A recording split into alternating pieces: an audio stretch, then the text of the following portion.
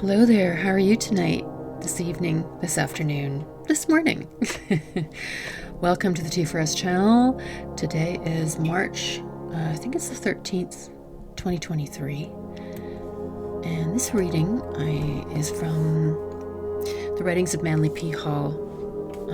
He did this really amazing magnum opus of a book that is just massive. It's like 633 pages long, and it's got about 50 chapters in it. Each chapter, it's so dense with information. So if you're interested in the occult or, the esoteric, that kind of thing, I think this is a must read. Anyways, so today we're going to be covering the ancient mysteries and secret societies which have influenced modern Masonic symbolism. Thought that looked pretty interesting, so I decided, let's read it together, shall we? Okay. When confronted with a problem involving the use of the reasoning faculties, individuals of strong intellect keep their poise and seek to reach a solution by obtaining facts bearing upon the question. Those of immature mentality, on the other hand, when similarly confronted, are overwhelmed. And so in my experience, what that means is that they immediately go to invective and libel and name-calling and racial slurs, and just whatever they can think of because they can't think of anything actually intelligent to say. Unfortunately, there's quite a few of those in the world. Continuing. While the former may be qualified to solve the riddle of their own destiny, the latter must be led like a flock of sheep and taught in simple language. They depend almost entirely upon the ministrations of the shepherd. The Apostle Paul said that these little ones must be fed with milk, but that meat is the food of strong men. Thoughtlessness is almost synonymous with childishness, while thoughtfulness is symbolic of maturity. There are, however, but few mature minds in the world, and thus it was that the philosophic religious doctrines of the pagans were divided to meet the needs of these two fundamental groups of human intellect. One philosophic, the other incapable of appreciating the deeper mysteries of life. To the discerning few were revealed the esoteric or spiritual teachings, while the unqualified many received only the literal or exoteric interpretations. In order to make simple the great truths of nature and the abstract principles of natural law, the vital forces of the universe were personified, becoming the gods and goddesses of the ancient mythologies. My note, just because I'm reading something here does not necessarily mean that I 100% agree with what this person is saying. And I kind of disagree just a little bit with that, because I do feel, based on my own personal experiences, that there are beings out there that are so far advanced that, to us, they would seem like God, like they are godlike, right?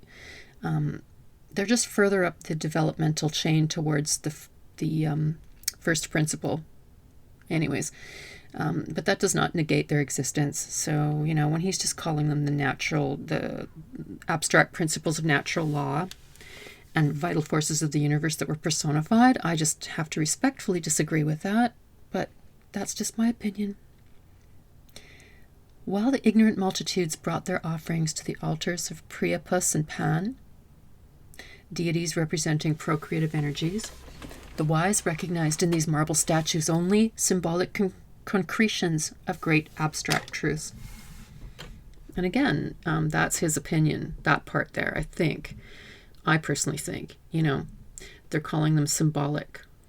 So, but in my personal experience, I've found that these extra-dimensional beings, demons, whatever you want to call them, that, like I said, are so much further up the developmental chain than a normal human being that they would seem godlike to us. They're real. Those beings are real. So anyway, that's my experience. Continuing with the text here. In all cities of the ancient world were temples for public worship and offering. In every community also were philosophers and mystics deeply versed in nature's lore. These individuals were usually banded together, forming seclusive philosophic and religious schools. The more important of these groups were known as the mysteries. Many of the great minds of antiquity were initiated into these secret fraternities by strange and mysterious rites, some of which were extremely cruel. My note, that sounds like Skull and Bones, right? Like just weird bullshit. Continuing, Alexander Wilder defines the mysteries as sacred dramas performed at stated periods. The most celebrated were those of Isis, Sabazius, Sibyl, and Eleusis. After being admitted, the initiates were instructed in the secret wisdom which had been preserved for ages. Plato, an initiate of one of these sacred orders, was severely criticized because in his writings he revealed to the public many of the secret philosophic principles of the mysteries. My note, people, okay, so, let's go and check out Plato's writings and see what they say. I'll make a mental note to self. I'm going to have to try and look for Plato's writings. Okay, and we'll read them together. Continuing. Every pagan nation had and has not only its state religion, but another into which the philosophic elect alone gained entrance. Many of these ancient cults vanished from the earth without revealing their secrets, but a few have survived the test of ages, and their mysterious symbols are still preserved. Much of the ritualism of Freemasonry is based on the trials to which candidates were subjected to by the ancient hierophants. My note, a hierophant is the intermediary between the god, or, the gods, or God, and man, okay? So these higher-ups in Freemasonry fancied themselves to be like the go-between between these other new people, their candidates, and, the gods, right? Kind of arrogant of them, but at any rate, I mean, that is definitely not like Satanism, because in Satanism there are no mediators, there is no hierophant that exists in true Satanism. Okay, anyway, let's see. Much of the ritualism of Freemasonry is based on the trials to which candidates were subjected by the ancient hierophants before the keys of wisdom were entrusted to them. Few realize the extent to which the ancient secret schools influenced contemporary intellects. My note, that is for sure. Oh my goodness. Yeah, I've been working on a series of information that has to do with sun symbols and how that's been appropriated and used against humanity. And these are all, again, ancient secret societies that have taken this information and used it against us. So yeah, and they definitely possess a very heavy influence on contemporary intellects and policies. They are behind the curtain making the real policies. These things that you see on the world stage that you think are running the country are puppets. Okay? So, yeah. The world is not what you think it is. Okay. Sorry. We're going off on a tangent here. Okay. Where did I leave off now? Okay. I'm going to start there. Few realize the extent to which the ancient secret schools influenced contemporary intellects and, through those minds, posterity. Robert McCoy, a 33rd degree Mason, in his General History of Freemasonry, pays a magnificent tribute to the part played by the ancient mysteries in the rearing of the edifice of human culture. He says in part, quote, "It appears that all the perfection of civilization and all the advancements made in philosophy, science, and art among the ancients are due to those institutions which, under the veil of mystery, sought to illustrate the sublimest truths of religion, morality, and virtue, and impress them on the hearts of their disciples. Their chief object was to teach the doctrine of one God." My note, that would be the doctrine of the Greys, right? Everything is one. See, there's a true kind of idea where, yeah, things are linked together and we are in a sense coming from this first principle. And in that case, I suppose we could be considered one, but we're like snowflakes. Everybody's individual. But what they're teaching people is that, everything is equal and the same and one, right? And so everybody gets to be fucked up together at the same fucked up level. Anyways, I'm digressing here. Okay. Please excuse me, I just can't help myself.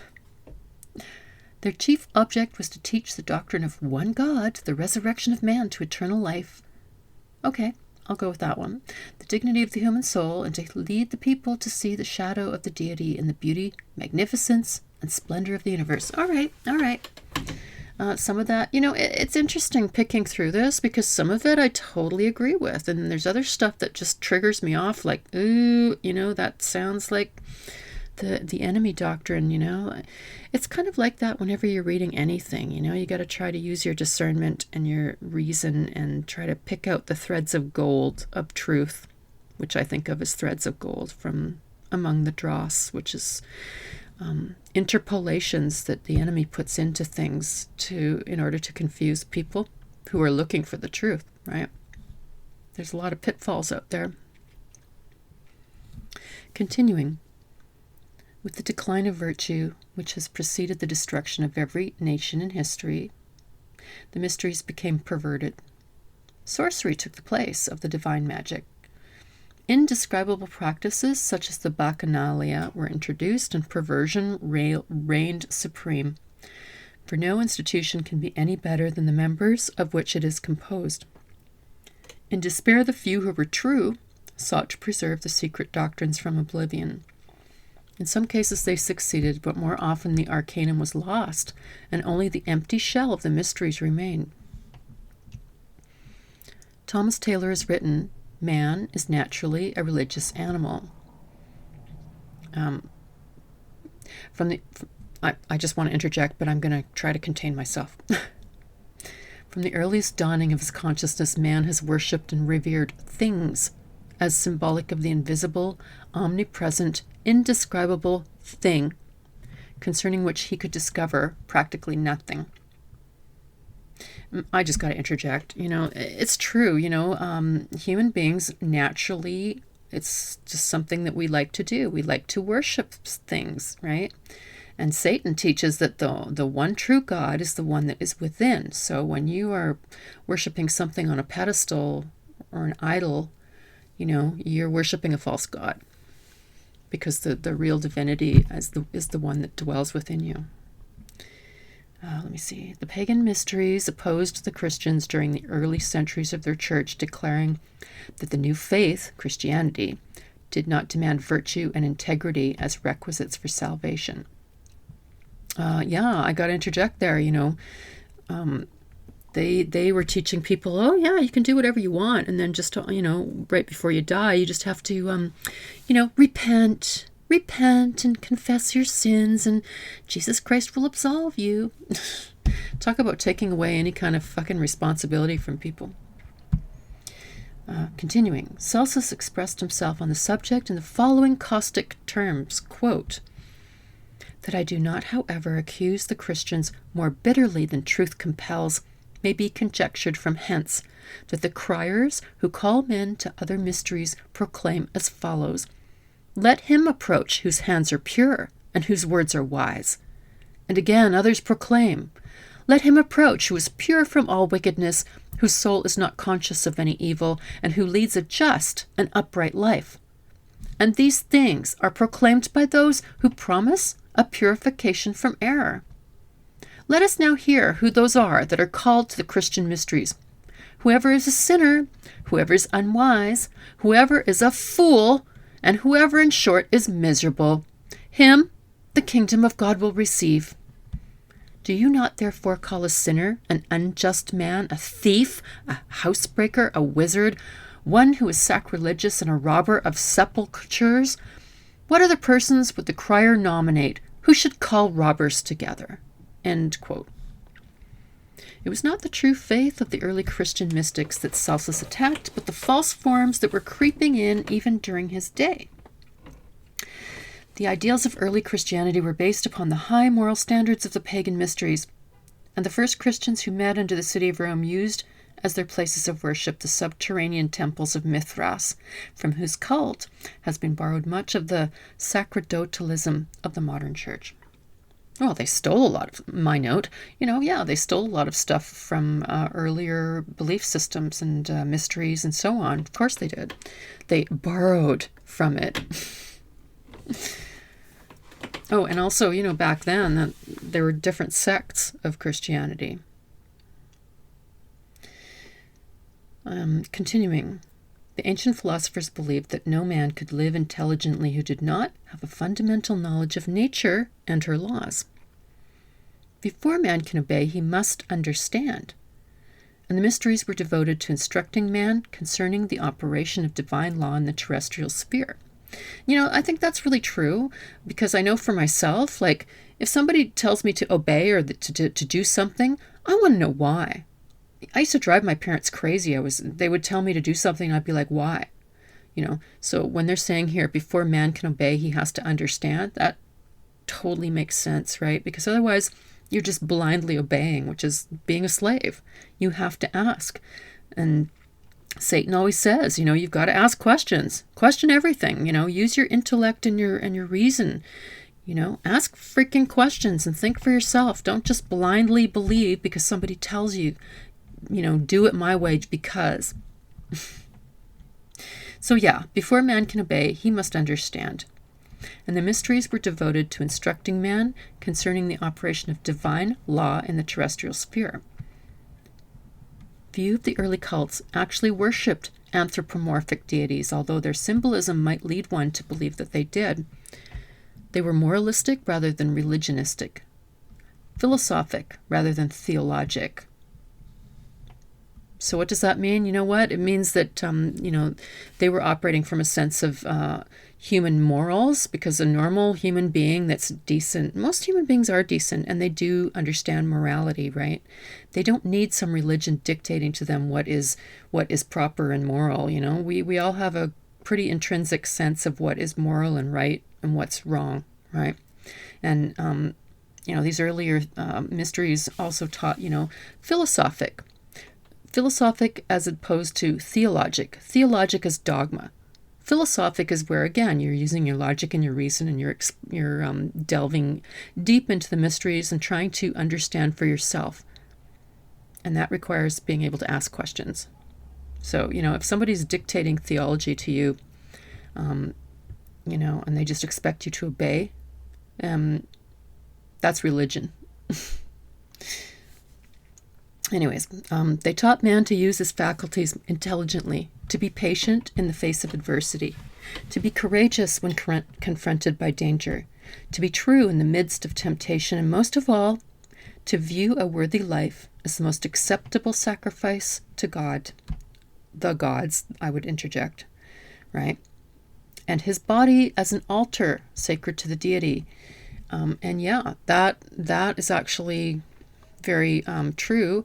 I've been studying quite a bit on this stuff, and people think that soul inhabits the body, but actually the body is encompassed by the soul, right? So in that sense, the soul is choosing to create and act through, and I suppose in a way kind of dwell within, in a sense, it's becomes part of that physical body, and that physical body is the temple, right? So you're supposed to worship and give reverence to that self, to yourself, right? Because you are a sacred manifestation of the first principle. And some people might call that the deity, right? Or God, or the gods, Okay, anyways, continuing. Sun worship played an important part in nearly all the early pagan mysteries. It's really interesting this sun thing keeps coming up, because I have been busting my ass trying to put together some information regarding sun symbols and how, they've been appropriated and used as control. Anyway, yeah. It's just interesting how that sun thing keeps cropping up. Okay, continuing. This indicates the probability of their Atlantean origin, for the people of Atlantis were sun worshippers. The solar deity was usually personified as a beautiful youth with long golden hair to symbolize the rays of the sun. This golden sun god was slain by wicked ruffians who personified the evil principle of the universe. By means of certain rituals and ceremonies symbolic of purification and regeneration, this wonderful god of good was brought back to life and became the savior of his people. The secret processes whereby he was resurrected symbolized those cultures by means of which man is able to overcome his lower nature, master his appetites, and give expression to the higher side of himself. I just have to interject there that also relates to the strength card in the tarot. That's what that's about. The mysteries were organized for the purpose of assisting the struggling human creature to reawaken the spiritual powers which, surrounded by the flaming ring of lust and degeneracy, lay asleep within his soul. In other words, man was offered a way by which he could regain his lost state. Now, there is a picture here. It says a female hierophant of the mysteries. It says this illustration shows Cybele, here called the Syrian goddess, in the robes of the hierophant. The figure is described as follows. Upon her head is an episcopal mitre, adorned on the lower part with towers and pinnacles. Over the gate of the city is a crescent, and beneath the circuit of the walls, a crown of rays. The goddess wears a sort of surplice, exactly like the surplice of a priest or bishop, and upon the surplice a tunic, which falls down to the legs, and over all an episcopal cope, with the 12 signs of the zodiac wrought on the borders. The figure has a lion on each side and holds in its left hand a tympanum, a sistrum, a distaff, a caduceus, and another instrument. In her right hand she holds with her middle finger a thunderbolt, and upon this same arm animals, insects, and, as far as we may guess, flowers, fruit, a bow, a quiver, a torch, and a scythe. The whereabouts of the statue is unknown. The copy was reproduced by Montfaucon from drawings by Ligorio.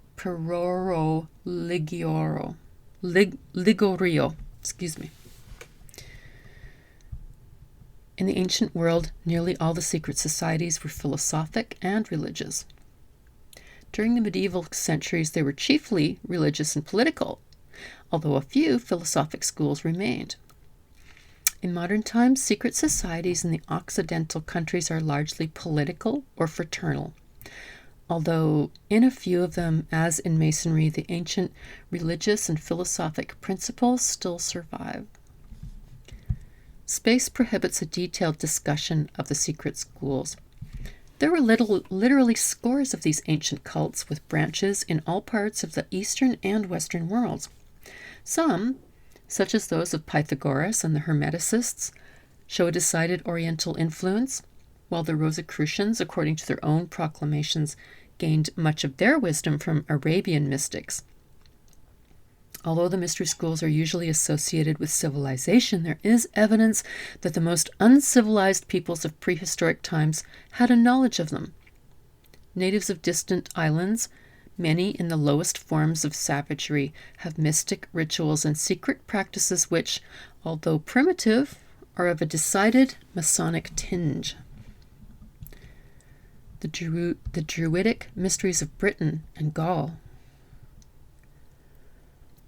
The original and primitive inhabitants of Britain at some remote period revived and reformed their national institutes. Their priest or instructor had hitherto been simply named Gwydd, spelled G-W-Y-D-D. I hope I didn't just butcher the pronunciation there. But it was considered to have become necessary to divide this office between the national or superior priest and another whose influence would be more limited. From henceforth, the former became Druid, or superior instructor, and the latter Gowid or Ovate, subordinate instructor, and both went by the general name of Beard, or bards, teachers of wisdom. As the system matured and augmented, the bardic order consisted of 3 classes: the Druids, the Beard Brant, or privileged bards, and Ovates.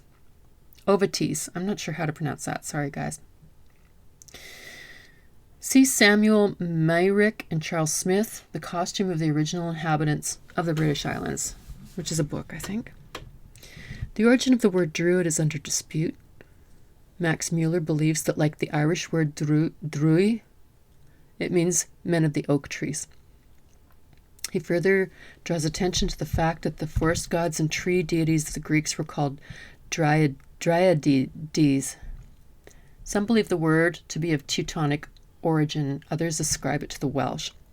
A few trace it to the Gaelic, druid, which means a wise man or a sorcerer. In Sanskrit, the word dru means timber. I want to just interject here, okay? So it says here, like the Irish word dru, it means men of the oak trees. And I mean, think about the Vatican, okay? It's got that big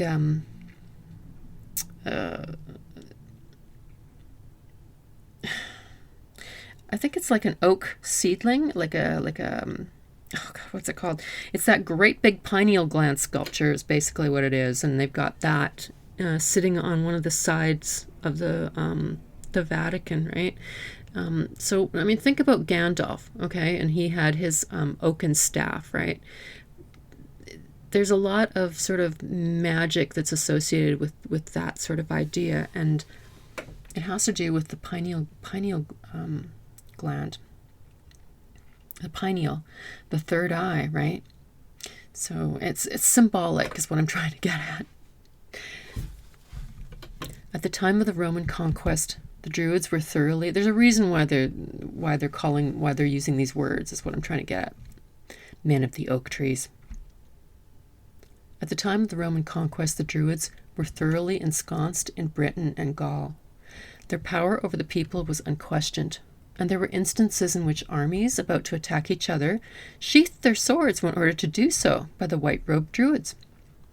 No undertaking of great importance was scattered without the assistance of these patriarchs, who stood as mediators between the gods and men. Again, mediating between gods and men, right? And there are no mediators. Hello. Like, when you're putting yourself, I don't know, when some order is putting itself in that kind of position, you got to kind of go, are they truly just trying to pass knowledge on? Or like, is there an agenda? You got to just ask some questions. That's all. Just kind of, ask some questions. The Druidic order is deservedly credited with having had a deep understanding of nature and her laws. The Encyclopedia Britannica states that geography, physical science, natural theology, and astrology were their favorite studies. The Druids had a fundamental knowledge of medicine, especially the use of herbs and simples. Crude surgical instruments also have been found in England and Ireland. An odd treatise on early British medicine states that every practitioner was expected to have a garden or backyard for the growing of certain herbs necessary to his profession. And Eliphas Levi, the celebrated transcendentalist, makes the following significant statement. You know what? I just got some of his work, and I'm planning to read some of it on another broadcast. So there he is. Quote, the Druids were priests and physicians curing by magnetism and charging amulets with their fluidic influence. Their universal remedies were mistletoe and serpent's eggs because these substances attract the astral light in a special manner. The solemnity with which mistletoe was cut down drew upon this plant the popular confidence and rendered it powerfully magnetic. The progress of magnetism will someday reveal to us the absorbing properties of mistletoe. We shall then understand the secret of those spongy growths which drew the unused virtues of plants and become supercharged with tinctures and savors. Mushrooms, truffles, gall on trees, and the different kinds of mistletoe will be employed with understanding by a medical science which will be new because it's old. But one must not move quicker than science, which recedes that it may advance the farther. Not only was the mistletoe sacred as symbolic of the universal medicine or panacea, but also because of the fact that it grew upon the oak tree.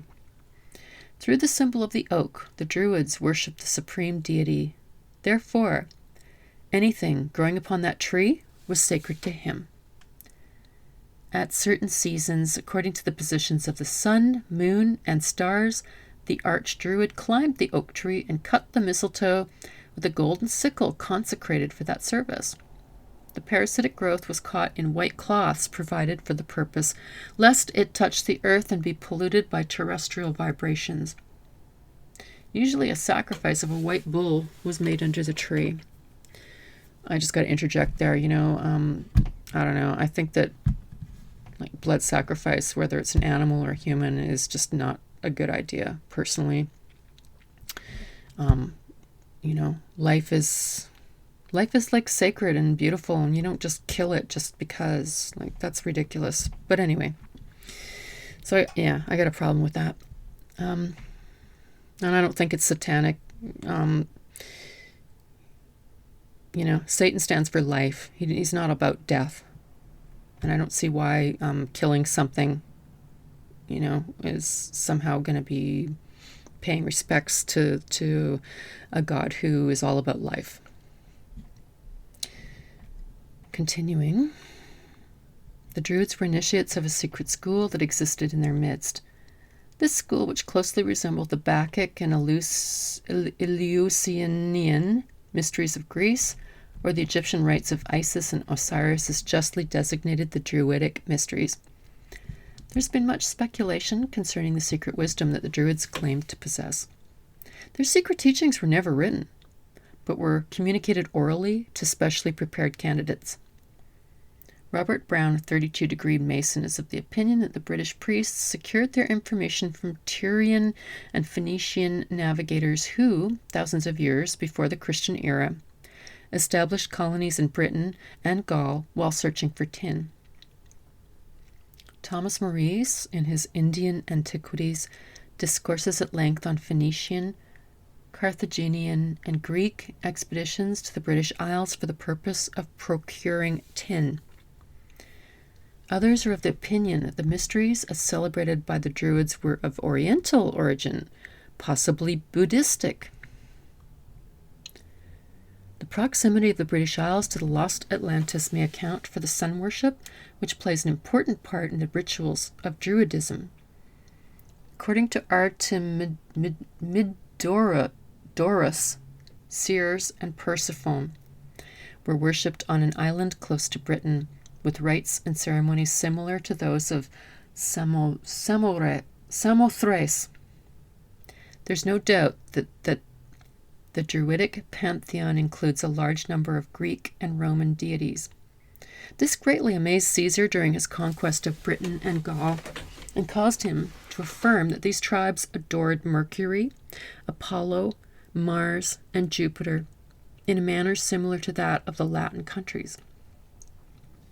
It is almost certain that the Druidic mysteries were not indigenous to Britain or Gaul, but migrated from one of the more ancient civilizations.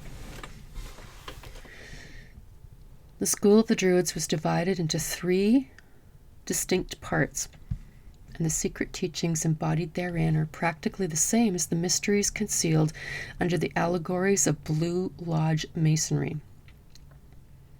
The lowest of the 3 divisions was that of Ovid.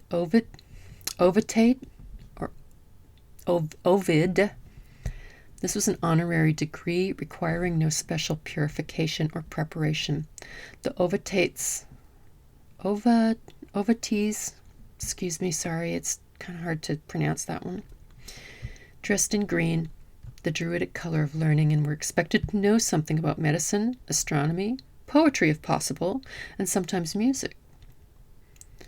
It's interesting. I just got to interject. I just think it's kind of interesting because they were saying that that the Druids were also bards, right? And I mean, in the olden times there, the bards could wander in a way that was quite unlike anybody else. Everybody else were like serfs or tied to the land, and they lived in their villages all their lives and that kind of thing. And the bards were a really elite class because they could wander hither and yon, and whatever castle they showed up, the lord of that castle would invite them in and pay them well, treat them extremely well, with a lot of respect, because they could sing and entertain and play the harp and the lute and tell all these wonderful folk tales and stories and so on.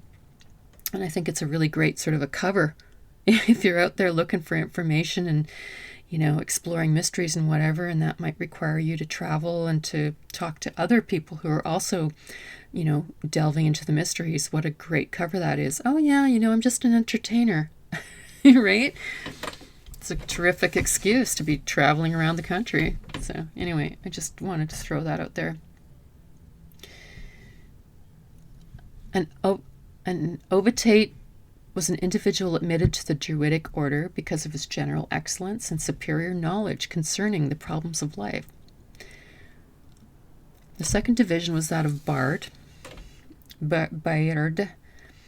Its members were robed in sky blue to represent harmony and truth, and to them was assigned the labor of memorizing, at least in part, the 20,000 verses of Druidic sacred poetry.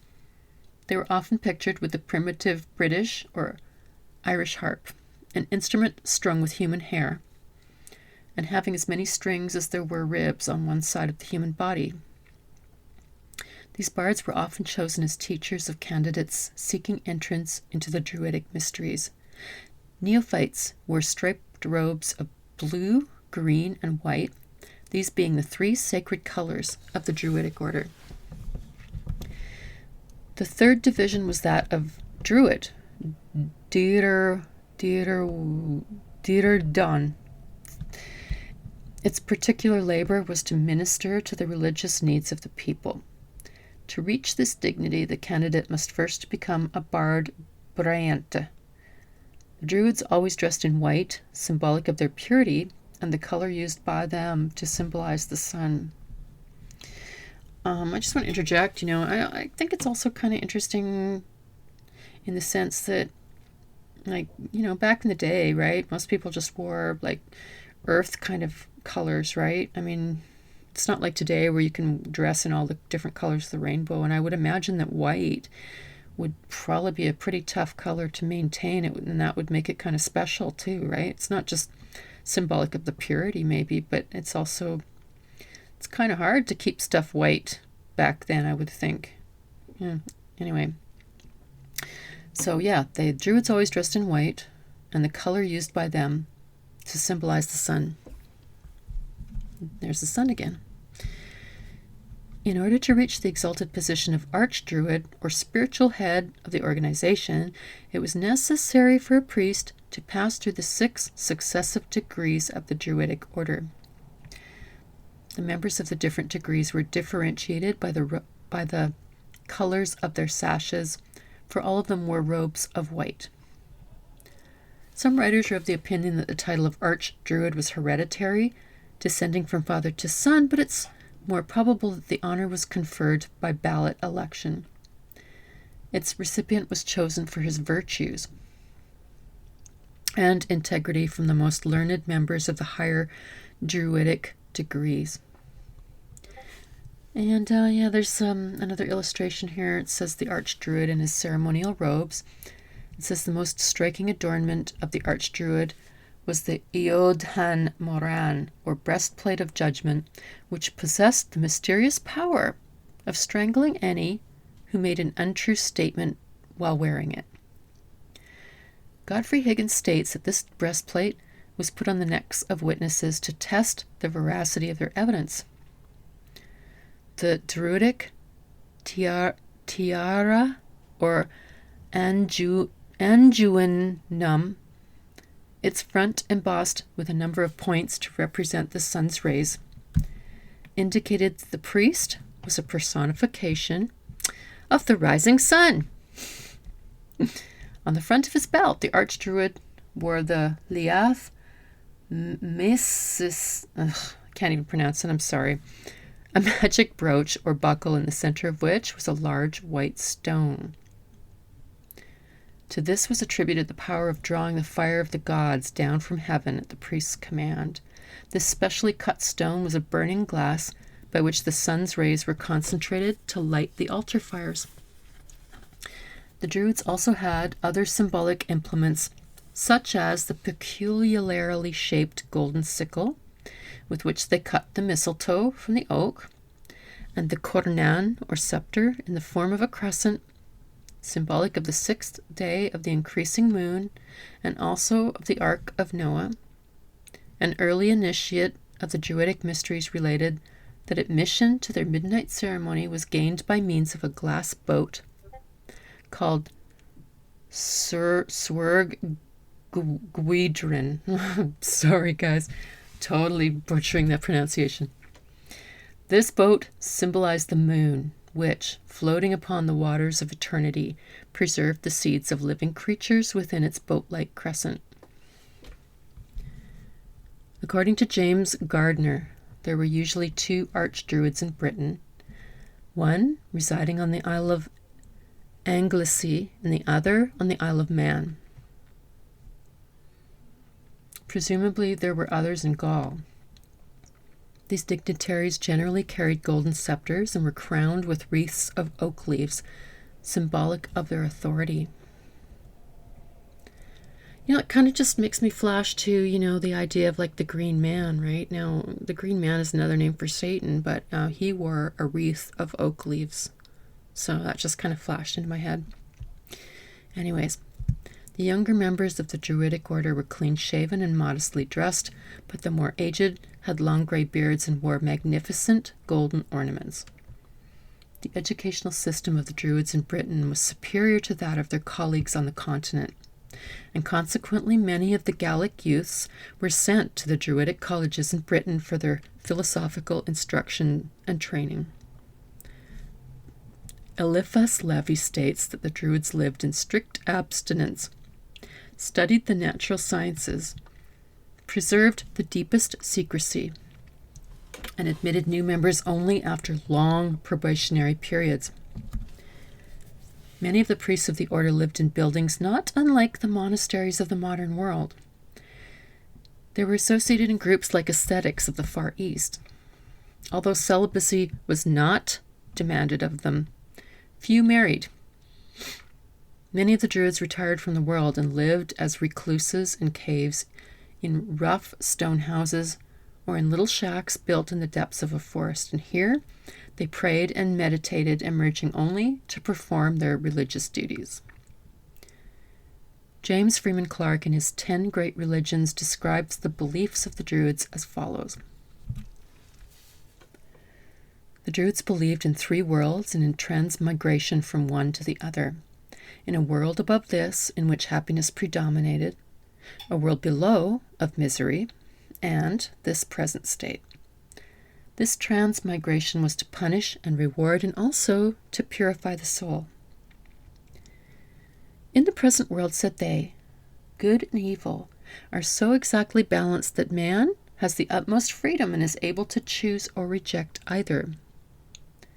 The Welsh triads tell us that there are 3 objects of metempsychosis: to collect into the soul the properties of all being, to acquire a knowledge of all things, and to get power to conquer evil. There are also, they say, 3 kinds of knowledge. Knowledge of the nature of each thing, of its cause, and its influence. There are 3 things which continually grow less: darkness, falsehood, and death. There are 3 which constantly increase: light, life, and truth. Like nearly all schools of the mysteries, the teachings of the Druids were divided into 2 distinct sections. The simpler, a moral code, was taught to all the people, while the deeper esoteric doctrine was given only to the initiated priests. To be admitted to the order, a candidate was required to be of good family and of high moral character. No important secrets were entrusted to him until he had been tempted in many ways and his strength of character severely tried. The Druids taught the people of Britain and Gaul concerning the immortality of the soul. They believed in transmigration and apparently in reincarnation. They borrowed in one life, promising to pay back in the next. They believed in a purgatorial type of hell where they would be purged of their sins, afterwards passing on to the happiness of unity with the gods. The Druids taught that all men would be saved, but that some must return to earth many times to learn the lessons of human life and to overcome the inherent evil of their own natures. Before a candidate was entrusted with the secret doctrines of the Druids, he was bound with a vow of secrecy. These doctrines are imparted only in the depths of the forests and in the darkness of caves. In these places far from the haunts of men, the neophyte was instructed concerning the creation of the universe, the personalities of the gods, the laws of nature, the secrets of occult medicine, the mysteries of the celestial bodies, and the rudiments of magic and sorcery. The Druids had a great number of feast days. The new and full moon and the 6th day of the moon were sacred periods. It's believed that initiations took place only at the 2 solstices and the 2 equinoxes. At dawn of the 25th day of December, the birth of the sun god was celebrated. The secret teachings of the Druids are said by some to be tinctured with Pythagorean philosophy. The Druids had a Madonna or Virgin Mother with a child in her arms who was sacred to their mysteries, and their sun god was resurrected at the time of the year corresponding to that at which modern Christians celebrate Easter. Both the cross and the serpent were sacred to the Druids, who made the former, the serpent, by cutting off all the branches of an oak tree and fastening one of them to the main trunk in the form of the letter T. This oaken cross became symbolic of their superior deity. Wow. They also worshiped the sun, the moon, and the stars. The moon received their special veneration. Caesar stated that Mercury was one of the chief deities of the Gauls. The Druids are believed to have worshipped Mercury under the similitude of a stone cube. They also had great veneration for the nature spirits, fairies, gnomes, and undines, little creatures of the forests and rivers to whom many offerings were made. Describing the temples of the Druids, Charles Hackett Thorne, in the Secret Societies of All Ages and Countries, says, "Their temples, wherein the sacred fire was preserved, were generally situate on eminences and in dense groves of oak, and assumed various forms: circular, because a circle was the emblem of the universe; oval, in allusion to the mundane egg from which issued, according to the traditions of many nations, the universe; or, according to others, our first parents; serpentine, because a serpent was the symbol of Hu, the Druidic Osiris; cruciform, because a cross is an emblem of regeneration; or winged, to represent the motion of the divine spirit. Their chief deities were reducible to 2, a male and a female, the great father and mother, Hu and Ceridwen, distinguished by the same characteristics as belong to Osiris and Isis, Bacchus and Ceres, or any other supreme god and goddess, representing the 2 principles of all being. Godfrey Higgins states that Hu the Mighty, regarded as the first settler of Britain, came from a place which the Welsh triads called a summer country, the present site of Constantinople. Albert Pike says that the lost word of Masonry is concealed in the name of the Druid god Hu. The meager information extant concerning the secret initiations of the Druids indicates a decided similarity between their mystery school and the schools of Greece and Egypt. Hu, the sun god, was murdered and, after a number of strange ordeals and mystic rituals, was restored to life. There were 3 degrees of the Druidic mysteries, but few successfully passed them all. The candidate was buried in a coffin as symbolic of the death of the sun god. The supreme test, however, was being sent out to sea in an open boat. Oh my God. Holy shit.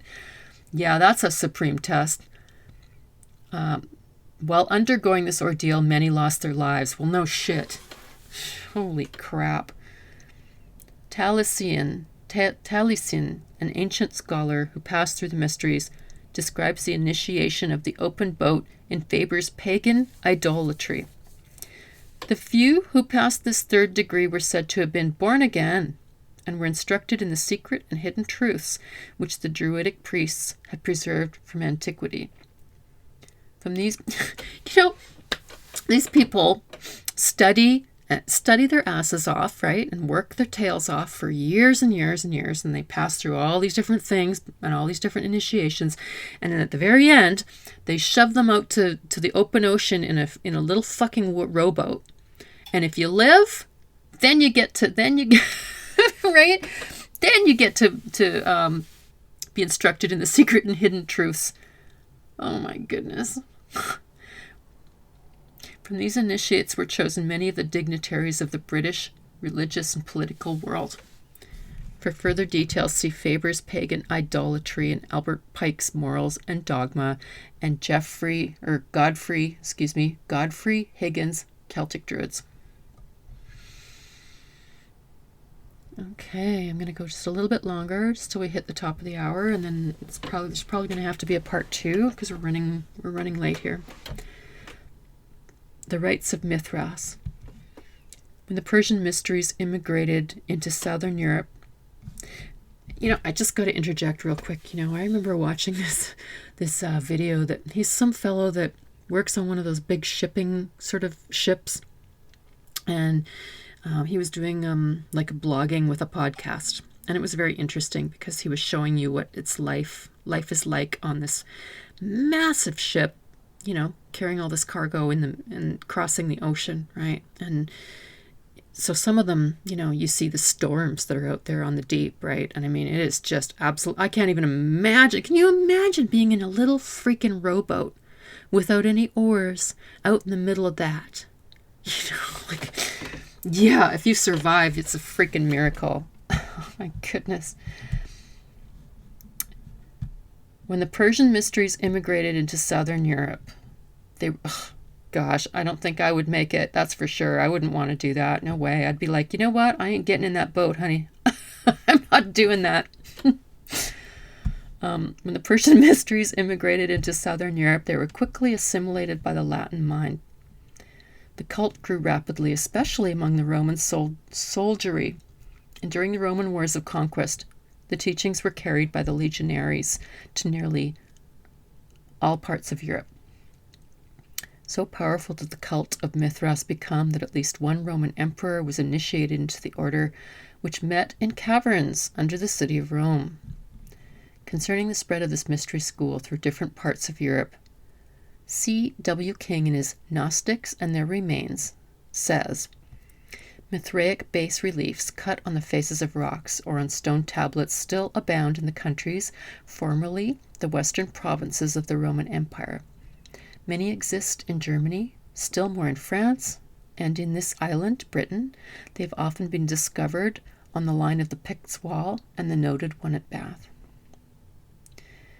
Alexander Wilder, in his Philosophy and Ethics of the Zoroasters, states that Mithras is the Zend title for the sun, and he is supposed to dwell within that shining orb. Mithras has a male and a female aspect, though not himself androgynous. As Mithras, he is the forward of the sun, powerful and radiant, and most magnificent of the Yizatas, the Azads or genie of the sun. As Mithra, this deity represents the feminine principle. The mundane universe is recognized as her symbol. She represents nature as receptive and terrestrial, and is fruitful only when bathed in the glory of the solar orb. The Mithraic cult is a simplification of the more elaborate teachings of Zarathustra. Zarathustra, Zoroaster, the Persian fire magician. According to the Persians, there coexisted in eternity two principles. The first of these, Ahura Mazda, or Ormuzd, was the spirit of good. From Ormuzd came forth a number of hierarchies of good and beautiful spirits, angels and archangels, it says in brackets. The second of these eternally existing principles was called Ahriman.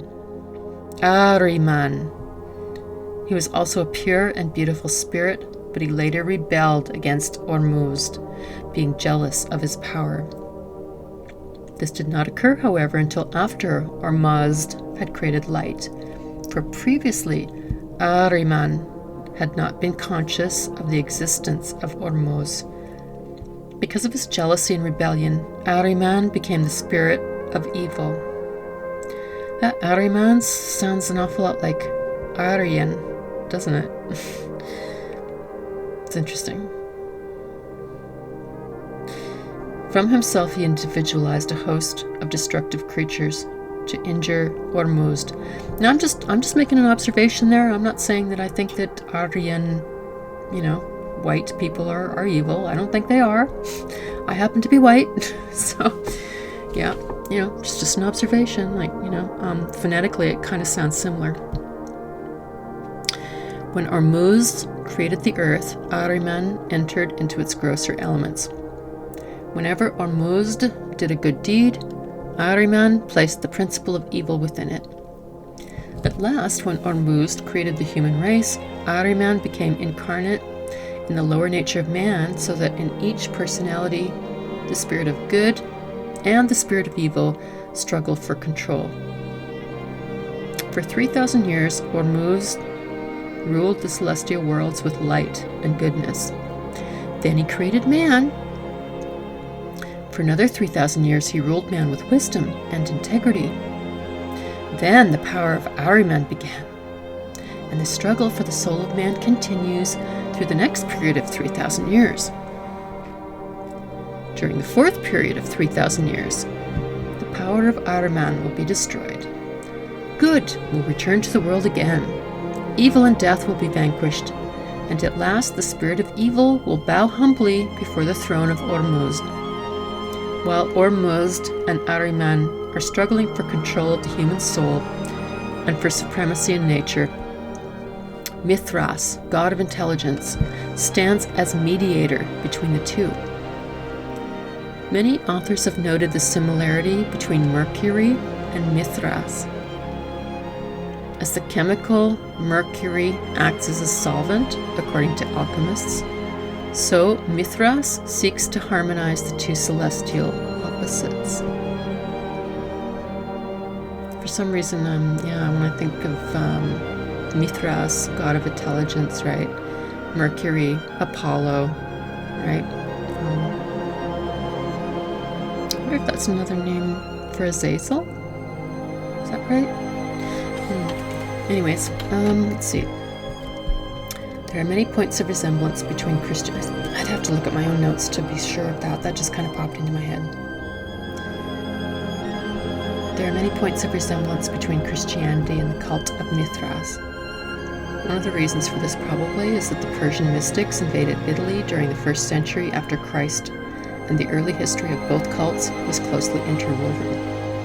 The Encyclopedia Britannica makes the following statement concerning the Mithraic and Christian mysteries. Quote, "The fraternal and democratic spirit of the first communities and their humble origin, the identification of the object of adoration with light and the sun, the legends of the shepherds with their gifts and adoration, the flood and the ark, the representation in art of the fiery chariot, the drawing of water from the rock, the use of bell and candle, holy water in the communion, the sanctification of Sunday and of the 25th of December, the insistence on moral conduct, the emphasis placed on abstinence and self-control, the doctrine of heaven and hell, I think that this whole emphasis placed on abstinence and self-control, I think that in the Christian sort of sense, they took that like way the freak into extremes, so that, suddenly, oh, you can't have sex, and you know what I mean? You can't enjoy anything of good in life, and you have to live in a cell, and I don't know. They took it to absolute extreme, it seems to me. Anyways, the doctrine of heaven and hell, of primitive revelation of the mediation of the Logos emanating from the divine, the atoning sacrifice, the constant warfare between good and evil, and the final triumph of the former, the immortality of the soul, the last judgment, the resurrection of the flesh, and the fiery destruction of the universe. These are some of the resemblances which, whether real or only apparent, enabled Mithraism to prolong its resistance to Christianity? What? I'm reading that and I'm thinking, it seems to me they're talking about Christianity. What? Okay. Yeah, who was that? Encyclopedia Britannica. So I'd take that one with a grain of salt. Anyways, the rites of Mithras were performed in caves.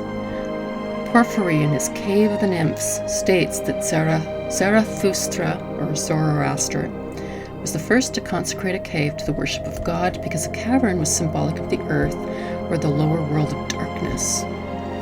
John P. Lundy, in his Monumental Christianity, describes the cave of Mithras as follows.